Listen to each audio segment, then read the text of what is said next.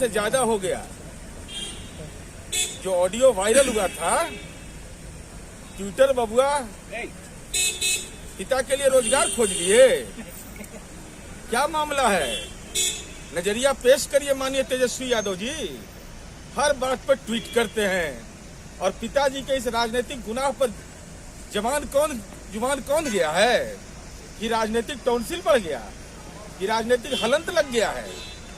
लोकतंत्र के इस मंदिर पर जो आपने कारनामा किया है, हमारा सवाल सीधा है कि माननीय लालू प्रसाद जी आदतन अपराधी हैं। यह सवाल इसलिए महत्वपूर्ण है कि लगातार जेल मैनुअल का उल्लंघन का आरोप लगता रहा और आईवास हो रहा है। अभी जानकारी मुझको मिली है कि झारखंड के जेल आईजी ने जांच के आदेश दिए और इसके पहले जो हुआ था सो उस पर क्या नजरिया आपका है? 31 अगस्त 2020 को उस समय भी ये जेल आईजी ने यह पत्र लिखा था वीरेंद्र भूषण जी ने और कहा था, जो वहाँ के उपायुक्त थे उनको कहा था कि जांच करिए, वहां पर लोग मिल रहे हैं। उस जांच रिपोर्ट का क्या हुआ?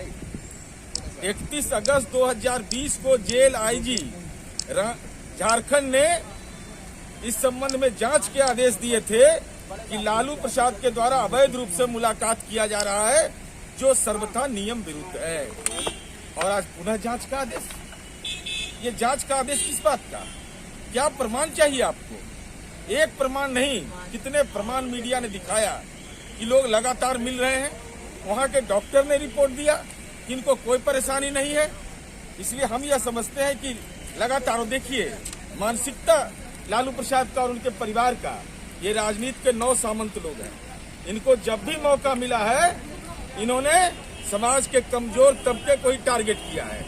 आप देखिए पूरे दौर में जब कोरोना काल चल रहा था तो दलित महिला विधायिका समता देवी गई थी मिलने, इनका बेटा मिलना गया तो उस पर कोई FIR नहीं और समता देवी पर उस समय उनको क्वारंटीन कर दिया गया।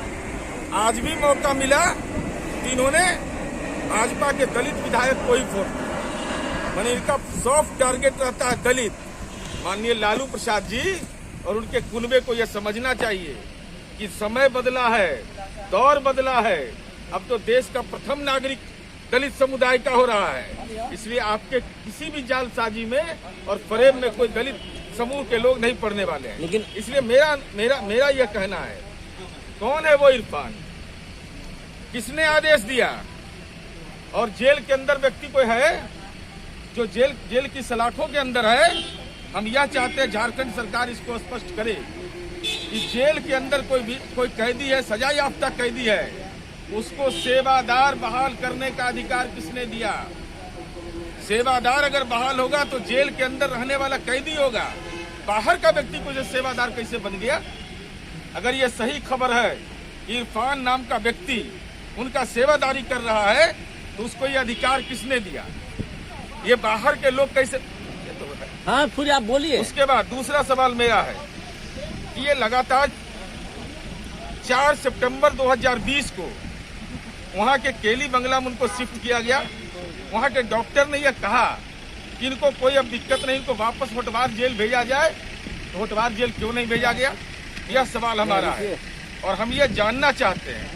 जेल मैनुअल की धारा चाहे जो भी है, 1001 है, आप राजनीतिक बात नहीं कर सकते, 999 है, लगातार उल्लंघन आप कर रहे हैं। इसलिए हमारी यह समझ है कि अविलंब इस संबंध में हस्तक्षेप होना चाहिए और लालू प्रसाद जी चूंकि आदतन अपराधी हैं, उनको अविलंब तात्कालिक रूप से रिम्स के बंगला से उठा करके इनको होटवार जेल के सेल में डालना चाहिए और पूरी प्रक्रिया पूरी कर करके, इनकी तबीयत खराब है, इनका कहना है, तो भाई तिहाड़ जेल बेहतर होगा, वहाँ सारी सुविधा प्राप्त है, तिहाड़ जेल में रहिए।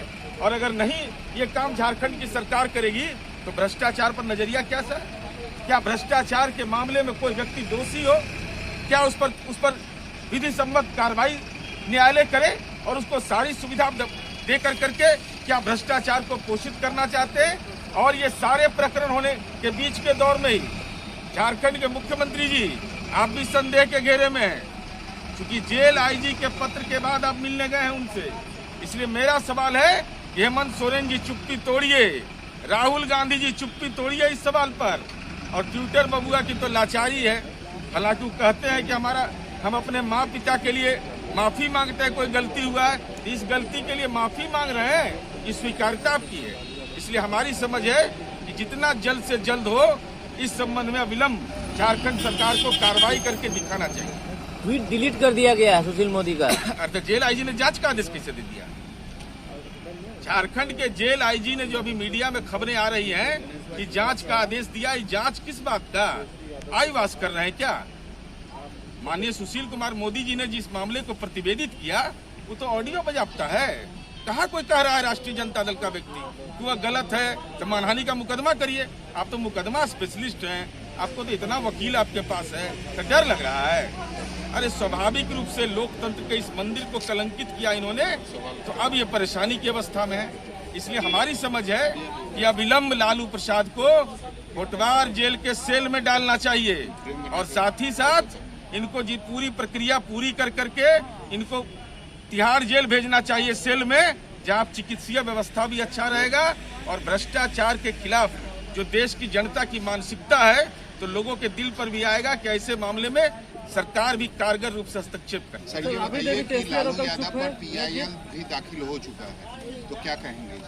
देखिए, इस संबंध में चूंकि न्यायपालिका के क्षेत्राधिकार में है, हमको भी जानकारी मिली है कि पूर्व में भी इस संबंध में PIL दायर हुआ है। अब इस संबंध में अद्यतन प्रगति प्रतिवेदन क्या है मुझे नहीं लगता, लेकिन मुझे लगता है कि ऐसे गंभीर मामले पर तो अविलंब संज्ञान लेना चाहिए। भाई ये किस बात के लिए फोन कर रहे थे? अगर आप अपने आप को अलग मानते हैं, आप जेल के अंदर हैं और एक भ्रष्टाचार के मामले में आप राजनेता हैं, आप भी पब्लिक सर्वेंट हैं, हम MLA MP हम पब्लिक सर्वेंट हैं, तो पब्लिक सर्वेंट के खिलाफ कोई कार्रवाई अगर होती है तो आप जेल के अंदर में जेल मैनुअल का उल्लंघन कर रहे हैं और ये लगातार आरोप आप पर लगता रहा है, उसके बाद आपकी चुप्पी है। तो तेजस्वी यादव की जुबान काहे नहीं खुल रही है? कांग्रेस पार्टी की जुबान क्यों नहीं खुल रही है? ये सवाल, हेमंत सोरेन जी चुप क्यों है इस सवाल पर? क्योंकि अब आप जांच का, जो मीडिया में खबर आ रही है कि जांच का आदेश दिए हैं, तो पहले जो जांच का आदेश दिया उसका क्या हुआ? और उसमें कबूल किया है आपने कि लालू प्रसाद द्वारा अवैध रूप से लोगों से मिला जा रहा है, तो इस जांच प्रगति प्रतिवेदन का क्या हुआ? और सारा ऑडियो वीडियो क्लिप सारा मीडिया के पास उपलब्ध है, सारा देश जानता है, झारखंड और बिहार के लोग जानते हैं, लेकिन इस संबंध में कोई कार्रवाई नहीं की जा रही है। तो ये तो बताता है कि भाई जो राजनीति में जिस ढंग की विकृतियां उभर रही है, तो बिहार को तो प्रकोप में लिए ही, अब झारखंड को भी प्रकोप में लेने की तैयारी। वो अलग विषय है, उनको जानकारी होगी कोर्ट के बारे में। तो कोई मैंने गए हैं दलितों को प्रधानमंत्री आवास दिलवाने के लिए जेल में, क्या कि कब्रिस्तान की घेराबंदी के लिए जेल में गए हैं या स्कॉलरशिप के लिए गए हैं? अरे राजनीति में संपत्ति सृजन किया तो जेल गए, क्यों मना? क्यों? हमारे परिवार पर आरोप लगता रहेगा, हम चुप हो जाएंगे, इसका मतलब दाल में काला है। इसीलिए तेजस्वी यादव और राबड़ी देवी की जुबान नहीं खुल रही है। उनको लग रहा है कि आवाज उन्हीं की है, वो तो आवाज ज्यादा पहचानते होंगे। आप लोग तो बोल रहे हैं कि आप लोग एक्सपोज हो गए, आप लोग शक्ल दिखाने के लिए हम हैं। किस बात के लिए? मैंने हम 420 के आरोपी हैं, हम SC ST के आरोपी हैं, केस के, हम मर्डर केस के आरोपी हैं, हम आर्म्स एक्ट के आरोपी हैं। तेजस्वी यादव जैसा हमारे नेता पर कोई आरोप नहीं है और इन पर आरोप का श्रृंखला है। ऐसे लोगों को बोलने का कोई नैतिक हक है?